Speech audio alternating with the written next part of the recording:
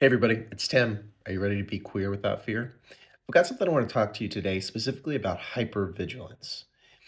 If you don't know what hypervigilance is, it is a setting of your nervous system. It's not really a setting, but it is a state of awareness that is often connected to things like visual scanning. So, looking around your environment, looking for threat, as well as internal autonomic changes. So, actual stress response. Hypervigilance is where the person is locked in, they are scanning the environment consistently for threat. This isn't a place where people normally stay. Most of us, if we are, say, in a car accident or there's something that happens around us, a really loud sound, you might immediately go into a hypervigilant state, scan the environment, and then move out of that hypervigilant state. However, there are some people who get stuck in that hypervigilant state. One of the things that we know is that hypervigilance is, and this is based on a study out of, I think, Harvard's BEST lab. The principal investigator on that was, let's see, Holland Sade. I'll put the link in here for you. You can ask for it.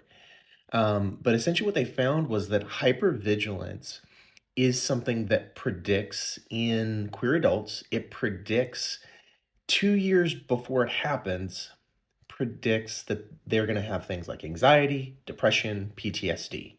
So, in the moments when it hasn't been diagnosed, hypervigilance is showing up, and it is the thing that takes people from these experiences of stigma. So, where people call you names, slurs, people treat you poorly because of your queer identity.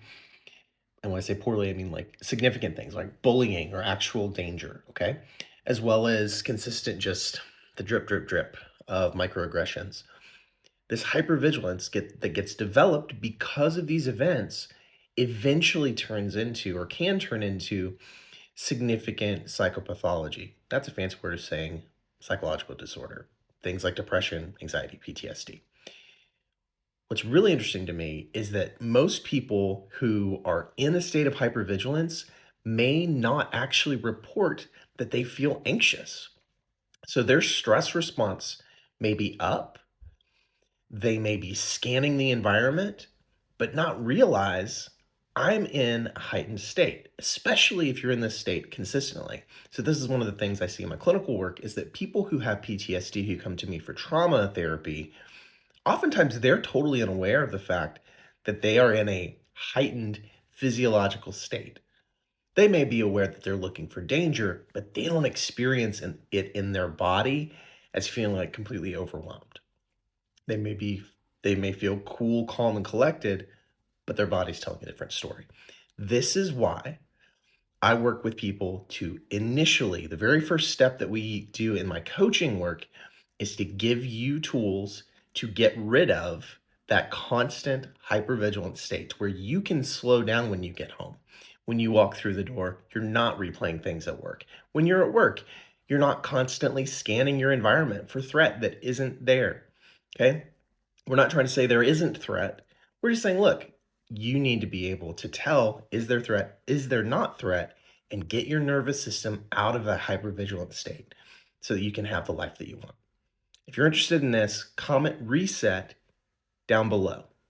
All right.